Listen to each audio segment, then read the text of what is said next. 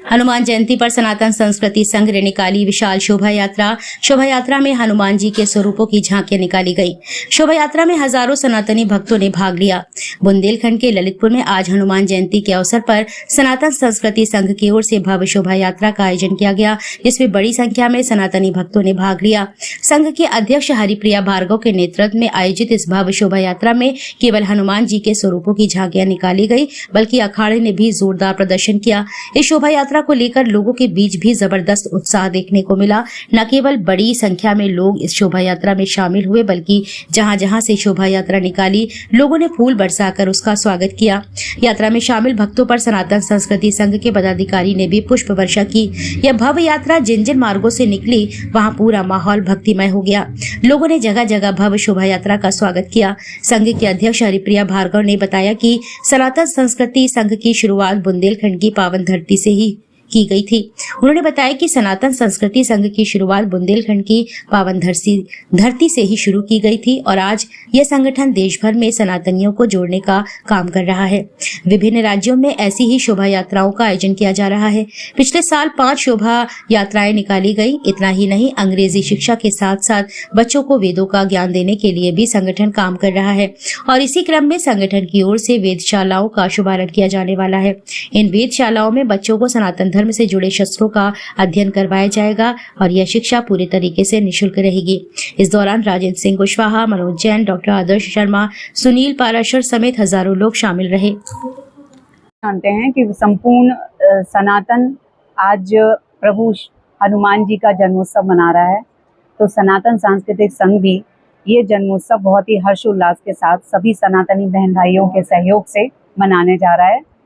सनातन सांस्कृतिक संघ जैसे कि पहले भी बता चुका है कि 4 परंपराओं के जो धर्म हैं, बौद्ध, जैन, सिख और वैदिक, ये चारों मिलकर ही सनातनी कहलाते हैं।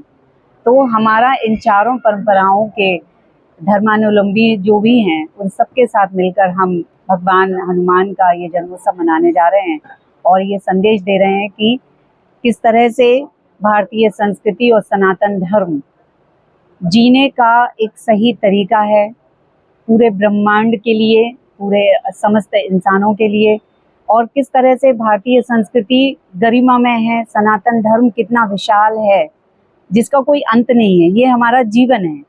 तो हम ये त्योहार जो है ये बहुत ही हर्षोल्लास के साथ सब मिलकर के मना रहे हैं और इसी की सूचना देने के लिए, ताकि प्रेस को और जन जन तक ये बात पहुँचे, और सभी को आमंत्रण दे रहे हैं हम कि इस यात्रा में सभी सनातनी बहन भाई चारों परंपराओं के शामिल हों और अपना योगदान दें।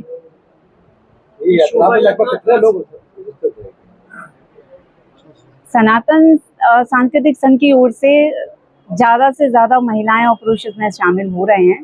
वैसे तो ये यात्रा जो है बहुत ही विशाल रूप से, बहुत भव्य तरीके से हर साल निकाली जाती है, परंतु इस वर्ष सनातन सांस्कृतिक संघ भी अपना योगदान दे रहा है, तो उसमें 500 के लगभग लोग शामिल होने वाले हैं संघ की ओर से।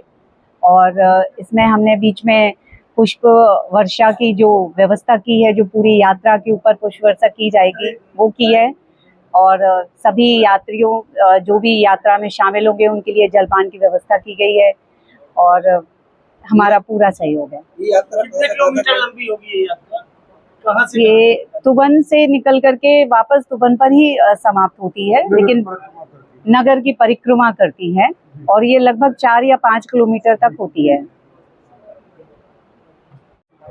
मुझे सभी अपने पत्रकार बंधुओं को धन्यवाद देते हुए, सूचना देते हुए बहुत प्रसन्नता हो रही है कि सनातन सांस्कृतिक संघ की शुरुआत हमने एक बहुत ही छोटे स्तर से ललितपुर से की थी, जो बुंदेलखंड की बहुत पावन भूमि है, और आज ईश्वर की कृपा देखिए कि सनातन सांस्कृतिक संघ पूरे भारत में कार्यक्रम कर रहा है।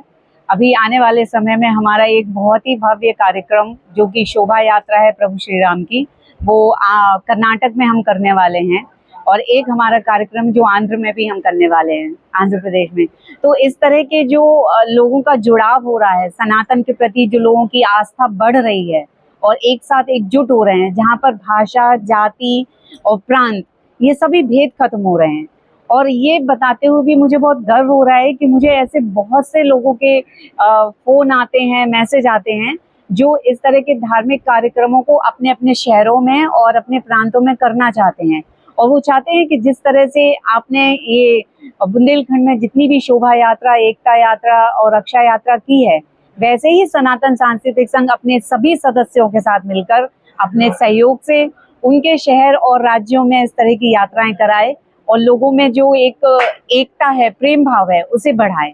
तो ये बहुत ही ज़्यादा प्रसन्नता का विषय है सभी सनातनी बहन भाइयों के लिए कि आज हम सब एक हो रहे हैं और ये मंच जो लोगों को एक कर रहा है, जोड़ रहा है, उस पर ईश्वर की बहुत कृपा है और ये दिन प्रतिदिन ऐसे ही बढ़ता जाए और हम सब एक होकर के इस राष्ट्र के लिए, सनातन धर्म के लिए अनंत अनंत तक कार्य करते रहें और अपनी आने वाली पीढ़ी को भी यही संदेश दें और एक अच्छा जीवन, अच्छा देश, अच्छी संस्कृति दे सकें। एक साल में क्या कार्यक्रम हुए, कितने कार्यक्रम हुए एक साल में?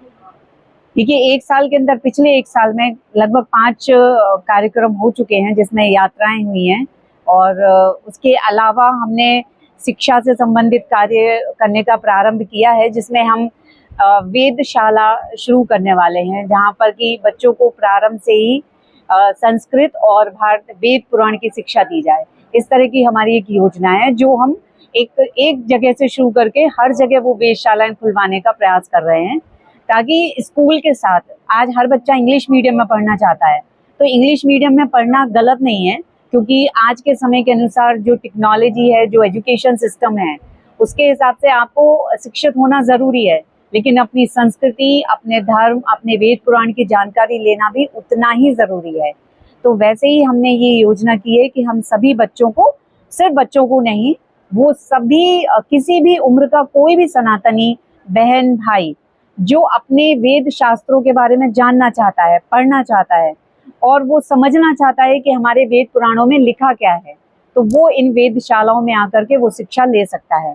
और ख़ास बात ये भी है कि जो ये शिक्षा दी जा रही है उसके लिए कोई भी किसी से कोई फीस नहीं ली जाएगी और ना ही कोई चार्ज किया जाएगा। तो ये एक हमारी पहल है लोगों तक सारे वेद पुराण शास्त्र पहुंचाने की। अभी कल ही हमने प्रभु महावीर का जन्म कल्याणक मनाया है और बहुत ही हर्षोल्लास के साथ सबने मनाया है। तो इस तरह से जो चारों परंपराओं के धर्म ग्रंथ हैं, वेद पुराण हैं, शास्त्र हैं, वो सब हमको जानना है, समझना है, पढ़ना है ताकि कभी हम किसी भ्रम में ना आए।